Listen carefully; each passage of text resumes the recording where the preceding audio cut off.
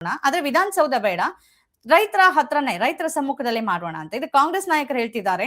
ಬಹಿರಂಗವಾಗಿ ಮುಖ್ಯಮಂತ್ರಿಗಳು ಮತ್ತು ಕೇಂದ್ರ ಮಂತ್ರಿಗಳು ಅವರ ಬೆಂಬಲಿಗರ ಜೊತೆ ರೈತರ ಜೊತೆ ಚರ್ಚೆ ಮಾಡಿದ್ರೆ ಬೇರೆ ಬೇರೆ ಸಮಸ್ಯೆಗಳಾಗುತ್ತೆ. ವಿಧಾನಸೌಧಕ್ಕಿಂತ ಬೇರೆ ಸ್ಥಳ ಬೇಕಾ? ನಿಜವಾಗ್ಲೂ ನಿಮ್ಗೆ ಕಾಳಜಿ ಇದ್ದಿದ್ರೆ ನೀವು ವಿಧಾನಸೌಧಕ್ಕೆ ಬರ್ಬೇಕಲ್ಲ ಅಂತ ಕಾಂಗ್ರೆಸ್ನವ್ರು ಹೇಳ್ತಿರೋ ಮಾತಲ್ಲಿ ಅರ್ಥ ಇದೆ.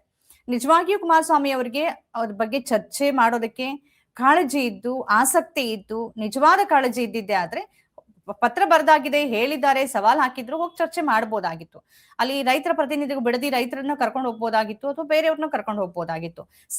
ಸಮಯ ಇರ್ಬೋದು, ಯಾಕೆಂದ್ರೆ ಅವರು ಕೇಂದ್ರ ಮಂತ್ರಿ ಇದ್ದಾರೆ, ಪೂರ್ವ ಯೋಜಿತ ಕಾರ್ಯಕ್ರಮಗಳಿರತ್ತೆ. ಆದ್ರೆ ಸ್ಥಳ ಬೇಡ, ಅಲ್ಲೇ ಹೋಗಿ ಚರ್ಚೆ ಮಾಡೋಣ ಅನ್ನೋದ್ರಲ್ಲಿ ಯಾವುದೇ ಅರ್ಥ ಇಲ್ಲ. ಇನ್ನೊಂದು ಕಡೆಯಲ್ಲಿ ಮುಖ್ಯಮಂತ್ರಿಗಳು ಬೇರೆ ರೀತಿಯಲ್ಲಿನೇ ಇದನ್ನ ನಿಭಾಯಿಸಬೇಕಾಗತ್ತೆ ಅಂತ ಅನ್ಸುತ್ತೆ.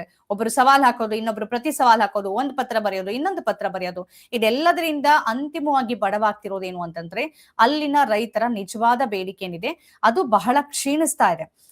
ಫಲವತ್ತಾದಂತ ಭೂಮಿ, ಬೆಳೆ ಇದೆ, ಇದನ್ನ ನೀವು ವಶಪಡಿಸ್ಕೊಳ್ಬೇಡಿ ಅಂತ ರೈತರು ಬೀದಿಗಿಳಿದು ಅನೇಕ ತಿಂಗಳುಗಳಿಂದ ಹೋರಾಟವನ್ನ ಮಾಡ್ತಿದ್ದಾರೆ. ಆದ್ರೆ ಈ ಹೋರಾಟದ ದಿಕ್ಕು ತಪ್ಪಿಸ್ತಿದ್ಯಾ ಜೆಡಿಎಸ್ ಅನ್ನೋ ಪ್ರಶ್ನೆ ಇದೆ. ಯಾಕೆಂದ್ರೆ ಇದೊಂದು ರಾಜಕೀಯ ಹೋರಾಟವಾಗಿ, ಅಖಾಡವಾಗಿ ಮಾರ್ಪಟ್ಟಿದೆ. ಯಾರು ಇಲ್ಲಿ ರೈತರ ಸಮಸ್ಯೆ ಬಗ್ಗೆ ಮಾತಾಡ್ತಿಲ್ಲ. Kumaraswamy versus D K Shivakumar ಅನ್ನೋ ರೀತಿಯಲ್ಲಿ ಇದನ್ನ ನೋಡ್ತಿರೋದ್ರಿಂದ ಅಲ್ಲಿ ರೈತರ ಸಮಸ್ಯೆ ಹೇಗ್ ಪರಿಹಾರ ಆಗುತ್ತೆ? ದೇವನಹಳ್ಳಿಯಲ್ಲಿ ಇದೇ ಆಯ್ತು ಅಥವಾ ಬೇರೆ ಬೇರೆ ಕಡೆ ಆಯ್ತು, ರೈತರೆಲ್ಲೂ ಕೂಡ ಪೊಲಿಟಿಕಲ್ ಪಾರ್ಟಿ ಲೀಡರ್ಸ್ ಅನ್ನು ಸೇರಿಸೋದೇ ಇಲ್ಲ. ಯಾಕೆಂದ್ರೆ ನೀವು ಬಂದ್ರೆ ನಮ್ಮ ಹೋರಾಟವನ್ನೇ ದಿಕ್ ತಪ್ಪಿಸ್ತೀರಿ, ಹಾಳು ಮಾಡ್ತೀರಿ ಅಂತ. ಆದ್ರೆ ಇಲ್ಲಿ ಏನಾಗ್ತಿದೆ ಅಂದ್ರೆ ಜೆಡಿಎಸ್ ಮುಂಚೂಣಿಯಲ್ಲಿ ನಿಂತು ನೀನಾ ಅಂತ ಬಲಾಬಲ ಪ್ರದರ್ಶನಕ್ಕೆ ಮುಂದಾಗಿದ್ದಾರೆ. ಇದ್ರ ಬಗ್ಗೆ ವಿವೇಕಾನಂದ ಅವರ ಪಾಯಿಂಟ್ಸ್ ಏನಿದೆ ಅಂತ ನೋಡೋಣ. ವಿವೇಕಾನಂದ ಅವರೇ, ಈ ವಿಚಾರದ ಬಗ್ಗೆ ತಮ್ಮ ನಿಲುವೇನು, ಏನು ತಮ್ಮ ಅಭಿಪ್ರಾಯವನ್ನ ಹಂಚ್ಕೊಳ್ಳೋಕೆ ಬಯಸ್ತೀರಿ?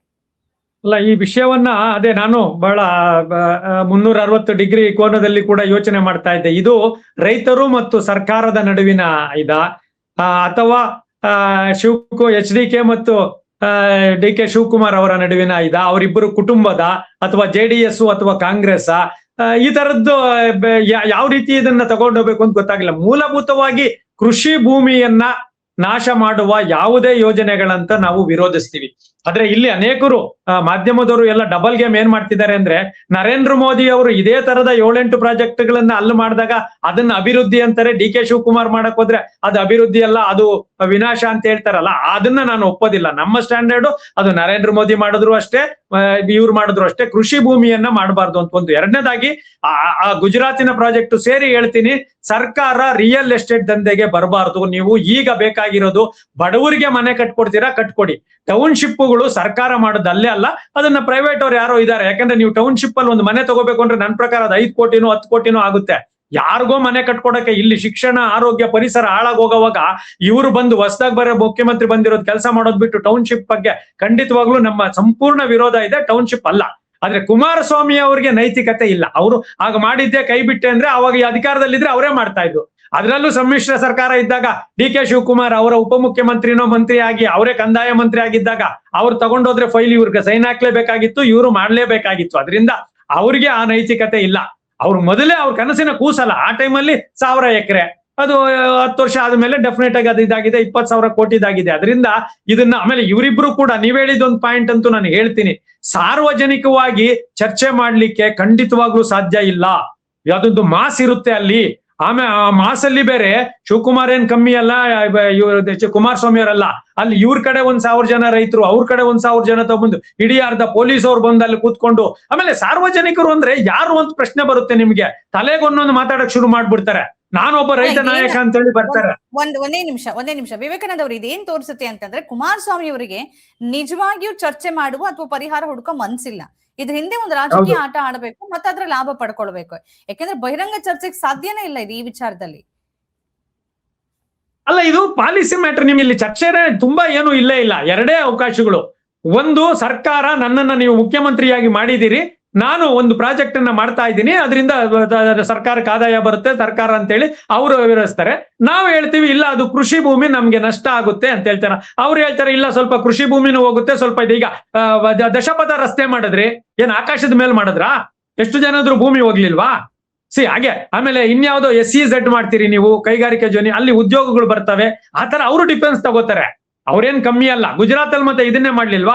ಇನ್ನೆಲ್ಲ ಹೋಗಿ ಮಾಡಿ ಅನ್ನೋದಾದ್ರೆ ಅದಕ್ಕೂ ಒಂದು ಇದಿರುತ್ತೆ.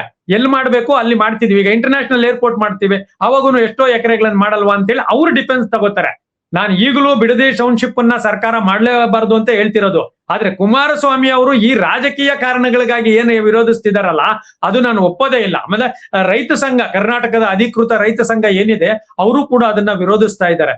ಸೊ ಇವರು ಇದಕ್ಕೆ ಹಾಕೋದು ಬೇಕಾಗಿಲ್ಲ. ಅದರಲ್ಲೂ ಪರ್ಟಿಕ್ಯುಲರ್ ಆಗಿ ಈ 2 ವರ್ಷ ಶಿವಕುಮಾರ್ ಅವರು ಇದನ್ನ, ನನಗೆ ಇದು ನಂದಿಗ್ರಾಮ ಮತ್ತು ಸಿಂಗೂರು ಅನ್ನೋ ಜ್ಞಾಪಕ ಬರ್ತಾ ಇದೆ ಒಂದು ಅರ್ಥದಲ್ಲಿ. ಅದು ಟೌನ್ಶಿಪ್ಗಳಲ್ಲ, ಆದ್ರೆ ಆ ತರದ ಬಂದಾಗ ಮಮತಾ ಬ್ಯಾನರ್ಜಿ ಅಲ್ಲಿಂದಾನೇ ಆಗಿದ್ದು.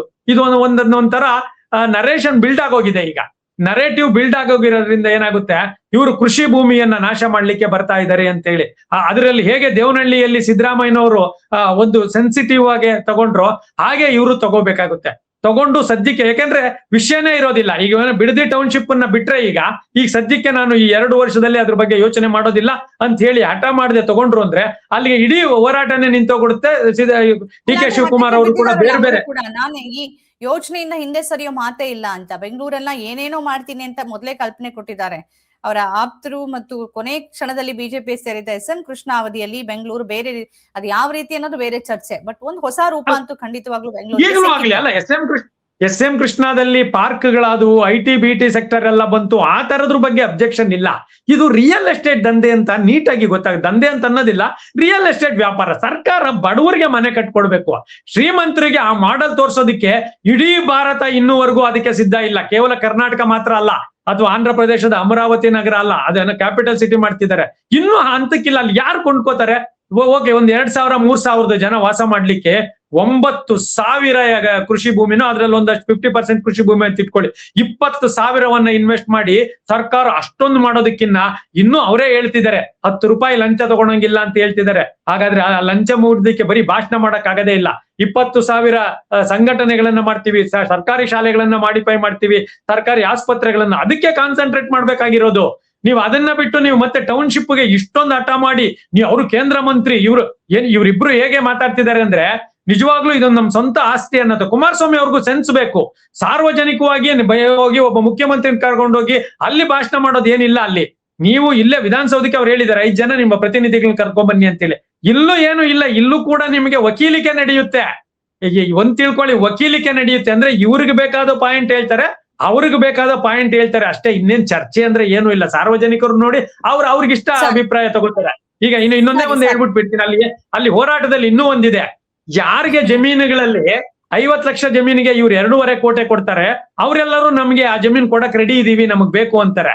ಯಾರ ಜಮೀನ್ ಇವಾಗ ಮೈನ್ ರೋಡ್ ಅಲ್ಲಿ ಇದ್ದು 10 ಕೋಟಿ ಬೆಲೆ ಬಳ್ತಾ ಇದೆ, ಅವರಿಗೆ ಬರೀ 2.5 ಕೋಟಿ ಸಿಗ್ತಾ ಇದೆ, ಅವರು ವಿರೋಧಿಸ್ತಾರೆ. ಈ ತರದ ಅಂಶಗಳನ್ನು ಕೂಡ ನಾನು ಅಲ್ಲಿ ಓಡಾಡ್ಕೊಂಡ್ ಬಂದಂಗೆ ಗೊತ್ತಾಯ್ತು. ಅಂದ್ರೆ ನಿಮಗ್ ಲಾಭ ಬರುತ್ತೆ ಅಂದ್ರೆ ಹೋಗ್ಬಿಡ್ಲಿ ಬಿಡಿ ಅಂತ ಹೇಳೋರು ಇದಾರೆ, ನನಗ್ ನಷ್ಟ ಆಗುತ್ತೆ ಅಂದ್ರೆ ಬೇಡ ಈ ಪ್ರಾಜೆಕ್ಟ್ ಅನ್ನೋರು ಇರ್ತಾರೆ. ಸೊ ಅದರಿಂದ ಇದು ಚರ್ಚೆ ಮಾಡೋದಲ್ಲ, ಸರ್ಕಾರನೇ ರಿಯಲ್ ಎಸ್ಟೇಟ್ ಮಾಡದೇ ಇರೋದು ಬಹಳ ಒಳ್ಳೇದು ಅನ್ಸುತ್ತೆ. ಈಗ ನಿನ್ನೆ ರೈತ ಸಂಘದವ್ರು ಮಾತನಾಡ್ತಾ ಇದ್ರು. ಅವ್ರು ಏನಂತ ಹೇಳಿದಾರೆ ಅಂದ್ರೆ, ಅಲ್ಲಿ ಹೋರಾಟಗಾರರು ಹೇಳಿ ಬಂದಿದಾರಂತ, ಅವರು ನೀವು ರಾಜಕೀಯವನ್ನ ಹೊರಗಿಟ್ಟು ನಮ್ ಜೊತೆಗೆ ಬಂದ್ರೆ ನಾವು ನಿಮ್ ಜೊತೆಗೆ, ನಮ್ಮ ಎದೆಗ್ ಗುಂಡು ಬಿದ್ರು ನಿಮ್ ಜೊತೆ ನಿಂತ್ಕೊಳ್ತೀವಿ, ಆದ್ರೆ ಈ ರಾಜಕೀಯವನ್ನ ಹೊರಗಿಟ್ಟು ನಿಮ್ ತೀರ್ಮಾನ ತಗೊಂಡು ಆನಂತರ ನಮ್ ಜೊತೆಗ್ ಬನ್ನಿ ಅಂತ. ದೇವನಹಳ್ಳಿಯಲ್ಲಿ ಇದಾಗಿರ್ಲಿಲ್ಲ. ದೇವನಹಳ್ಳಿ ರೈತರು ಸ್ಪಷ್ಟವಾಗಿದ್ರು. ಆ ಕಾರಣಕ್ಕಾಗಿನೇ ದೇಶವ್ಯಾಪಿ ಅವರಿಗೆ ಬೆಂಬಲ ಸಿಕ್ತು. ಇನ್ನೊಂದು, ಒಂದು ಬಡವರ, ರೈತರ ಮತ್ತು ಅಂದ್ರೆ ಈ ದುರ್ಬಲ ವರ್ಗದ ಆಗಿಲ್ದೇ ಇರೋ ಒಂದು ಸರ್ಕಾರ, ಒಂದು ಪ್ರಭುತ್ವ ಕ್ರೂರವಾಗಿ ಹೇಗೆ ವರ್ತಿಸಬಹುದು ಅನ್ನೋದಕ್ಕೆ ಕೇಂದ್ರವು ಬಹಳ ಸಂದರ್ಭದಲ್ಲಿ ನಾವು ನೋಡಿದೀವಿ, ರಾಜ್ಯ ಕೂಡ ನೋಡ್ತಾ ಇದೀವಿ. ಈಗ ಅದನ್ನೇ ನೋಡ್ತಿದೀವಿ. ನೀವೇನಾದ್ರೂ ಮಾತಾಡ್ಕೊಳ್ಳಿ, ನಮಗೆ ಸಂಬಂಧ ಇಲ್ಲ, ನಮಗ್ ಆ ಭೂಮಿ ಬೇಕು, ನಾವು ತಗೋತೀವಿ ಅಷ್ಟೇ ಅನ್ನೋ ಆ ಒಂದು ಫ್ಯೂಡಲ್ ಮನಸ್ಥಿತಿ ಇಲ್ಲಿ ಕಾಣಿಸ್ತಿದೆ. ಕನಿಷ್ಠ ನಾನು ಕೇಳೋದಕ್ಕೂ ಸಿದ್ಧನಿಲ್ಲ ಅನ್ನೋ ರೀತಿಯಲ್ಲಿ ಸರ್ಕಾರದ ವರ್ತನೆ ಇದೆ. ಅದರಲ್ಲೂ ಮುಖ್ಯವಾಗಿ ಡಿ ಕೆ ಶಿವಕುಮಾರ್ ಅವರು. ಇದ್ರ ಬಗ್ಗೆ ತಮ್ಮ ಪಾಯಿಂಟ್ ಆಫ್ ವ್ಯೂ ಏನು?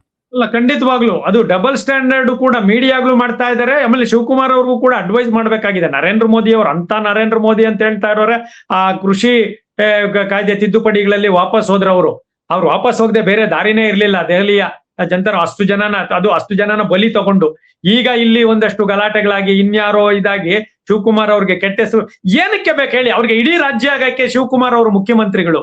ಇಡೀ ರಾಜ್ಯದಲ್ಲಿ ಅನೇಕ ಸಮಸ್ಯೆಗಳಿದಾವೆ. ಆಯ್ತು, ನಿಮ್ಗೆ ಹಂಗಿದ್ರೆ ಈ 2 ವರ್ಷ ಬಿಡಿ, ಚೆನ್ನಾಗಿ ರಾಜ್ಯವನ್ನ ಅಭಿವೃದ್ಧಿ ಮಾಡಿ, ನಮ್ಮ ರಾಜ್ಯದ ಇನ್ಕಮ್ಗಳನ್ನ ರೋಸ್ ಮಾಡಿ, ಆಮೇಲೆ ಬೇಕಾದ್ರೆ ಜನಕ್ಕೆ ನೀವೇ ಕನ್ವಿನ್ಸ್ ಮಾಡಿ, ನೋಡಿ ನಮ್ಮ ರಾಜ್ಯವನ್ನ ಒಂದು ಮಾಡೆಲ್ ಆಗಿ ಮಾಡ್ಬೇಕಾಗಿದೆ, ಅದರಿಂದ ನಾನು ಬಿಡದಿ ಪ್ರಾಜೆಕ್ಟ್ ಅಂತೇಳಿ. ಇನ್ನು ಈಗ ಅಧಿಕಾರಕ್ಕೆ ಬಂದು ನೀವು ಬಿಡದಿ ಪ್ರಾಜೆಕ್ಟ್ಗೆ ಕೈ ಹಾಕಿ ಅದಕ್ಕೆ ಕಾನ್ಸಂಟ್ರೇಷನ್ ಅನ್ನ ಮಾಡಿ ಅದಕ್ಕೆ ಕುಮಾರಸ್ವಾಮಿ ಹತ್ರ ಜಗಳ ಮಾಡ್ಕೊಂಡಿದ್ರೆ ನಿಮ್ಗೆ ಟೈಮ್ ಎಲ್ಲಿರುತ್ತೆ? ಇನ್ನು ಸಂಪುಟವನ್ನೇ ವಿಸ್ತರಣೆ ಮಾಡಿಲ್ಲ. ಇನ್ನು ರಾಜ್ಯಕ್ಕೂ ಇರೋದೇ ನಿಮ್ಗೆ 1.5 ವರ್ಷ ಟೈಮು. ಆಮೇಲೆ ಎಲೆಕ್ಷನ್ ಮೂಡಿಗೆ ಬರ್ತಾರೆ. ಸೊ ಎಷ್ಟು ಸಮರೋಪಾದಿಯಲ್ಲಿ ಸಾರ್ವಜನಿಕ ಕೆಲಸಗಳನ್ನ ಮಾಡ್ತೀನಿ ಅಂತ ಬಂದವರು ಅದೇ ಒಂದು ಅಕಸ್ಮಾತ್ ಕಾರಣ ಬಿಡ್ದಿ ಪ್ರಾಜೆಕ್ಟ್ ಇರ್ಬೋದಲ್ಲ ವಿವೇಕಾನಂದ ಅವರೇ, ಸಮಯ ಇಲ್ಲ, ಚುನಾವಣೆಗೆ ಸಮಯ ಇಲ್ಲ. ಅದೇ ಒಂದು ಪ್ರಮುಖ ಕಾರಣನೂ ಇರ್ಬೋದು. ಬಿಡ್ದಿ ಪ್ರಾಜೆಕ್ಟ್ ಇಂದ ಏನಾಗುತ್ತೆ ನೀವೇ ಹೇಳಿ. ಬಿಡ್ದಿ ಪ್ರಾಜೆಕ್ಟ್ 4-5 ವರ್ಷದ್ದು ಕೇವಲ 10,000 20,000 30,000 ಏನು ನಮಗೆ ನಿಮಗೆ ಗೊತ್ತಿಲ್ದಿರೋ ಬೇರೆ ಏನೋ ಉಪಯೋಗ ಆಗ್ಬೋದು ಸರ್ಕಾರಕ್ಕೆ. ಅಲ್ಲ, ಚುನಾವಣೆ ಮೇಲ್ನೋಟಕ್ಕೆ ಹಣ ಬರ್ಬೋದು ಮೇಲ್ನೋಟಕ್ಕೆ. ಇನ್ನೇನ್ ಅಂತ ದೊಡ್ಡ ಕ್ರಾಂತಿ ಅಂತೂ ಖಂಡಿತವಾಗ್ಲೂ ಆಗೋದಿಲ್ಲ. ಅಂದ್ರೆ ದೀರ್ಘಕಾಲದಲ್ಲಿ ಚುನಾವಣೆಗೆ ಹಣನೇ ಮುಖ್ಯ ಅಲ್ಲ. ಇವತ್ತಿನ ಚುನಾವಣೆಗೆ ದುಡ್ಡಿದ್ರೆ ಮಾತ್ರ ಚುನಾವಣೆ ಅಲ್ಲ, ಅದು 2 ವರ್ಷದಲ್ಲಿ ಆಗೋದಿಲ್ಲ. ಈ ಚುನಾವಣೆಗೆ ಅದರಿಂದ ಹಣ ಏನೇ ಸಿಗುತ್ತಾ ಅಥವಾ ಏನು, ಅದೇ ಆ ತರದ್ದೆಲ್ಲ ಹೇಳ್ತಾ ಹೋದ್ರೆ ಬೇರೆ ಬೇರೆ ಇರ್ತಾರೆ. ನನಗೆ ಯಾರೋ ಹೇಳಿದ್ರು ರಾಬರ್ಟ್ ವಾಡ್ರಾ ಇದ್ರಲ್ಲಿ ಇನ್ವೆಸ್ಟ್ ಮಾಡ್ತಿದ್ದಾರೆ ಅಂತ. ಹಿಂಗೆ ಏನೇನೋ ಬಾಯಿಗೆ ಬಂದಿ ಸರ್ಕಾರದ್ದು ಅದು ಇನ್ವೆಸ್ಟ್ ಮಾಡಕ್ ಬರಲ್ಲ. ಹಂಗೆ ಗಾಳಿ ಸುದ್ದಿಗಳು ಹಬ್ಬತಾ ಇರ್ತವೆ. ಹಣ ಇರುತ್ತೆ, ಬಟ್ ಹೆಸರು ಕೆಡ್ಸ್ಕೋತಾರಲ್ಲ. ಈಗ ರೈತ ಸಂಘದ ಅಧಿಕೃತ ಬಡಗಲ್ಪುರ ನಾಗೇಂದ್ರ ಅವರು ಇವ್ರು ಕೂಡ ಹೋರಾಟಕ್ಕೆ ಶುರು ಮಾಡಿದ್ದಾರೆ. ಸೊ ಅಂದ್ರೆ ಆ ತರದಲ್ಲೂ ಅಂದಾಗ ನೀವು ಅದು ಸೂಕ್ಷ್ಮತೆಯನ್ನ ಅರ್ಥ ಮಾಡ್ಕೋಬೇಕಾಗುತ್ತೆ. ಒಬ್ಬ ಆಡಳಿತಗಾರನಿಗೆ ಇರ್ಬೇಕಾದ ಸೂಕ್ಷ್ಮತೆ ಏನು ಅಂದ್ರೆ, ಇದು ಅಲ್ಲಿ 50% ಜನ ನಾನು ಹೇಳಿದ್ನೆಲ್ಲ ಬೆಂಬಲನು ಕೊಡ್ಬೋದು, ನಮ್ಗೆ ಏನೋ 2.5 ಕೋಟಿ ಬರುತ್ತಪ್ಪ, ನಾವೆಲ್ಲ ಸೆಟ್ಲ್ ಆಗ್ಬಿಡೋಣ, ಇಲ್ಲಿ ಹಾಲ್ ಮಾರ್ಕೊಂಡು ಇನ್ನೊಂದ್ ಮಾರ್ಕೊಂಡು ಅನ್ನೋದು ಜನ ಇದ್ದೇ ಇರ್ತಾರೆ, ಇಲ್ಲ ಅಂತಲ್ಲ. ಹಾಗೆ ಅಲ್ಲಿ ಎಷ್ಟೋ ತೆಂಗಿನ ಮರಗಳು ಅವು ಇವು ಅವೆಲ್ಲನೂ ಇದೆ, ಕೃಷಿ ಭೂಮಿಗೆ ಏಟ್ ಆಗ್ತಾ ಇರುತ್ತೆ. ಈಗ ಪ್ರಯಾರಿಟಿ ಕೊಡೋದು ನೀವ್ ಹೇಳ್ದಂಗೆ ಅವ್ರಿಗೆ ಬೇರೆ ಏನಾದ್ರೂ ಒಳಗಡೆ ಇದ್ರೆ ಮಾತ್ರ ಪ್ರಯಾರಿಟಿ ಕೊಡ್ಬೇಕಾಗುತ್ತೆ ಹೊರತುನು ಅದರ್ವೈಸ್ ನಾನು ನೋಡೋ ತರದಲ್ಲಿ ಈ ಕ್ಷಣಕ್ಕೆ ಅವರು ನಿಲ್ಲಿಸಿ, ರೈತರು ನೀವು ಬಂದು ಒಂದ್ 80% ರೈತರು ನಾನು ಕೊಡ್ತೀವಿ ಸರ್ ಮಾಡಿ, ಇದು ನಮ್ಗೆ ಅನುಕೂಲ ಅನ್ನೋದಾದ್ರೆ ನಾವು ಮಾಡೋಣ, ಇಲ್ಲ ಅಂದ್ರೆ ಹಠ ಏನು ಮಾಡೋದಿಲ್ಲ. ಮತ್ತು ಮಾಡಿ ಹಿಂದಕ್ಕಿದ್ದಂಗೆ ಇಡೀ ಸರ್ಕಾರದ ಮೇಲೆ ರಾಜ್ಯದ ಮೇಲೆ ಪರಿಣಾಮ ಬೀರೋ ಇದಲ್ಲ ಅದು. It's not A airport, it's not A SEZ ಅಥವಾ ನೀವು SM ಕೃಷ್ಣ ಕಾಲದಲ್ಲಿ ಹೇಳಿದಂತಹ ದೊಡ್ಡ ಇಂಡಸ್ಟ್ರಿಯಲ್ ಅಲ್ಲ, ಅದು ರೆಸಿಡೆನ್ಷಿಯಲ್ ಪರ್ಪಸ್ ಮಾಡ್ತಾ ಇರೋದು. ಅದನ್ನೇ ಜಾಗದಲ್ಲಿ ಬಡವರಿಗೆ ಮನೆ ಕಟ್ಕೊಟ್ರೆ ನಿಮ್ಗೆ ಇದ್ದೇ ಇರ್ತಾರೆ. ಅದರಿಂದ ಇದನ್ನ ಬಿಡೋದೇ ಒಳ್ಳೇದು. ಆದ್ರೆ ಡಬಲ್ ಸ್ಟ್ಯಾಂಡರ್ಡ್ ಏನಿದೆ, ಮೋದಿ ಅವರಿಗೆ ಒಂದು, ಶಿವಕುಮಾರ್ಗೆ ಒಂದು ಹೇಳುವಂತಹ ಬುದ್ಧಿಜೀವಿಗಳಿರ್ಬೋದು ಅಥವಾ ಮಾಧ್ಯಮಗಳಿರ್ಬೋದು, ಅದನ್ನು ಕೂಡ ನಾನು ಒಪ್ಪೋದಿಲ್ಲ. ಬೇರೆಯವ್ರು ಮಾಡಿದ್ರೆ ಅಭಿವೃದ್ಧಿ ಅಂತೀರಿ, ಶಿವಕುಮಾರ್ ಮಾಡಿದ್ರೆ ಅದು ಅಭಿವೃದ್ಧಿ ಅಲ್ಲ, ವಿನಾಶ ಅನ್ನೋದಿದೆಯಲ್ಲ, ಹಂಗಲ್ಲ. ಅದಕ್ಕೆ ಎಲ್ಲರಿಗೂ ಒಂದೇ ತರ ಹೇಳ್ಬೇಕು, ಕೃಷಿ ಭೂಮಿಯನ್ನ ನಾಶ ಮಾಡಬೇಕು. ನಿಜ ಪ್ರಭುತ್ವದ ಕ್ರೂರತೆ ಅಂತಾನೆ ನಾವು ಕರಿಬೇಕಾಗತ್ತೆ, ಅದು ಯಾರೇ ಇರ್ಲಿ. ಆ ಮುತ್ಸದ್ದಿತನವನ್ನ ಸಿದ್ದರಾಮಯ್ಯನವರು ಸ್ವಲ್ಪ ತೋರಿಸಿದ್ರು ದೇವನಹಳ್ಳಿ ರೈತರ ವಿಚಾರದಲ್ಲಿ ಅಂತ ಅನ್ಸುತ್ತೆ. ಕೊನೆಗಾದ್ರೂ ಕೂಡ ಅದು M A Patil, DK Shivakumar ಎಲ್ಲ ವಿರೋಧ ವ್ಯಕ್ತಪಡಿಸಿದ್ರು, ಅದಕ್ಕೆ ತಲೆ ಬಾಗ್ಲಿಲ್ಲ. ಈಗ ಮುಖ್ಯಮಂತ್ರಿಯಾಗಿ DK ಶಿವಕುಮಾರ್ ಅವರಿಗೆ ಈ ವಿಚಾರ ಅವರ ನಾಯಕತ್ವಕ್ಕೆ ಸವಾಲ್ ಆಗ್ಬೋದಾ ವಿವೇಕಾನಂದ ಅವರೇ? ಅಲ್ಲ, ಅವರ ನಾಯಕತ್ವಕ್ಕೆ ಮತ್ತು ಅವರ ಹುಟ್ಟು ಗುಣಕ್ಕೆ ಇದೊಂದು ಸವಾಲಾಗುತ್ತೆ ಅಂತ ನಾನು ಅನ್ಕೋತೀನಿ. ಅಂದ್ರೆ ಅವರ ಮಾನಸಿಕ ಸ್ಥಿತಿ ಏನಿದೆ, ಏನು ಬೆಳೆದು ಬಂದಿದ್ದಾರೆ, ಅದನ್ನ ಅವರು ಪರಿವರ್ತನೆಯ ಹಾದಿಯಲ್ಲಿ 9 ಸಾರಿ MLA-ಗಳಾಗಿ 8 ಸಾರಿ MLA ಆಗಿ ರಾಜಕೀಯದ ಸೂಕ್ಷ್ಮತೆಗಳನ್ನ, ಆಧುನಿಕ ಕಾಲದ ಬದಲಾವಣೆಗಳನ್ನ, ಸೋಷಿಯಲ್ ಮೀಡಿಯಾ ಮತ್ತು ಮೀಡಿಯಾಗಳ ಪ್ರಭಾವವನ್ನ ಅವರು ಗ್ರಹಿಸಿದ್ದೇ ಆದ್ರೆ ಅವರು ಖಂಡಿತವಾಗ್ಲೂ ಡಿಫ್ರೆಂಟ್ ನಿರ್ಧಾರವನ್ನ ತಗೋತಾರೆ. ಆ ಸವಾಲನ್ನ ಅವರು ಎದುರಿಸ್ತಾರೆ. ಅವ್ರು ಇಲ್ಲದೆ ಹಠ ಮಾಡಿ ಅದ್ ಏನಾಗುತ್ತೋ ಆಗ್ಲಿ, ನಾನು ಚುನಾವಣೆ ಸಂದರ್ಭದಲ್ಲಿ ಹಣ ಕೊಟ್ಟು ಅಥವಾ ಇನ್ನೊಂದೇನೋ ಮಾಡ್ತೀನಿ ಅನ್ನೋದಾದ್ರೆ, ಯಾಕಂದ್ರೆ ಇಡೀ ಬುದ್ಧಿಜೀವಿ ವಲಯ ಇದನ್ನ ವಿರೋಧಿಸ್ತಿದೆ. ಹೌದು, ನನಗೆ ಗೊತ್ತು ಬುದ್ಧಿಜೀವಿ ವಲಯ ಓಟ್ ಹಾಕ್ಸೋದಿಲ್ಲ, ಆದ್ರೆ ಬುದ್ಧಿಜೀವಿ ವಲಯ ಇದೆಯಲ್ಲ ಅದು ನರೇಶನ್ ಬಿಲ್ಡ್ ಮಾಡುತ್ತೆ, ನರೇಟಿವ್ ಅನ್ನ ಬಿಲ್ಡ್ ಮಾಡುತ್ತೆ. ಸೊ ಅದನ್ನ ಗ್ರಹಿಸಿ ಅವರು ಈ ಕ್ಷಣಕ್ಕೆ ಅವರು ಇದ್ದಕ್ಕಿದ್ದಂಗೆ ನೋಡಿ ಬಂದು 3-4 ದಿನಕ್ಕೆ ಅವರ ನೋಟಿಫಿಕೇಶನ್ ಮಾಡ್ಬಿಟ್ರಲ್ಲ, ಅಷ್ಟು ಆತರ ಪಡುವ ಪ್ರಾಜೆಕ್ಟ್ ಇದಲ್ಲ, ಖಂಡಿತವಾಗ್ಲೂ ಅಲ್ಲ. ಓಕೆ, JDS ಅವರು ವಿರೋಧ ಮಾಡೋದು, BJP ಅವರು ಅರ್ಧ ಮನಸ್ಸಿನಿಂದ ವಿರೋಧ ಮಾಡೋದು, ಅದೆಲ್ಲ ನನಗೆ ಗೊತ್ತಾಗ್ತಾ ಇದೆ. ಅದು ಎಲ್ಲವನ್ನೂ ಮೀರಿ ಸಾಮಾನ್ಯ ಜನ ಬಿಡದಿ ಪ್ರಾಜೆಕ್ಟ್ ಈಗ ಬೇಕಾ, ಯಾವ್ದೋ ಬಿಡದಿ ಪ್ರಾಜೆಕ್ಟ್ ಯಾರಿಗೂ ಅಂತ ಇದಾರಲ್ಲ, ಅದನ್ನ ಅವ್ರಿಗೆ ಈ ಸವಾಲು ಮತ್ತು ಅವರ ಅನುಭವಕ್ಕೆ, ಅವ್ರ ಪರಿವರ್ತನೆಗೆ ಅವ್ರೇನಾದ್ರೂ ತನ್ನನ್ನು ತೆರ್ಕೊಂಡಿದಾರಾ, ಇಲ್ಲ ನಾನು ಹಠ ಮಾಡಿ ಅದೇ ಮಾಡ್ಬೇಕು, ಬರೀ ಒಬ್ಬ ಕುಮಾರಸ್ವಾಮಿ ಅಥವಾ JDS ಮೇಲಿನ ಅಥವಾ ಒಕ್ಕಲಿಗರ ಒಂದು ಇದಕ್ಕೋಸ್ಕರ ಇಡೀ ಕರ್ನಾಟಕದಲ್ಲಿ ಹೆಸರನ್ನ ಕಳ್ಕೊಳ್ಳಿದ್. ಯಾಕಂದ್ರೆ ಇದು ಉತ್ತರ ಕರ್ನಾಟಕ, ಮಧ್ಯ ಕರ್ನಾಟಕ, ಕರಾವಳಿ ಕರ್ನಾಟಕಕ್ಕೆ ಈ ವಿಷಯ ಸಂಬಂಧಸೇ ಇಲ್ಲ.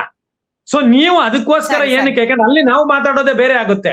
ಸೊ ಬರೀ ಹಳೆ ಮೈಸೂರು ಭಾಗಕ್ಕೋಸ್ಕರ ನೀವು ಮುಖ್ಯಮಂತ್ರಿ ಅಲ್ಲ, ಅದನ್ನ ಯೋಚನೆ ಮಾಡಿ. ಆ ಸವಾಲು ಏನಿದೆಯಲ್ಲ ಅದು ಮತ್ತು ಅವರ ಮಾನಸಿಕ ಸ್ಥಿಮಿತತೆಯ ಬಗ್ಗೆ ಒಂದು ದೊಡ್ಡ ಸವಾಲಿದೆ. ನಿರ್ಧಾರ ಅವರ ವ್ಯಕ್ತಿತ್ವವನ್ನ, ಅವರ ಮುಂದಿನ ಅಧಿಕಾರವನ್ನ ನಿರ್ಧರಿಸುತ್ತೆ.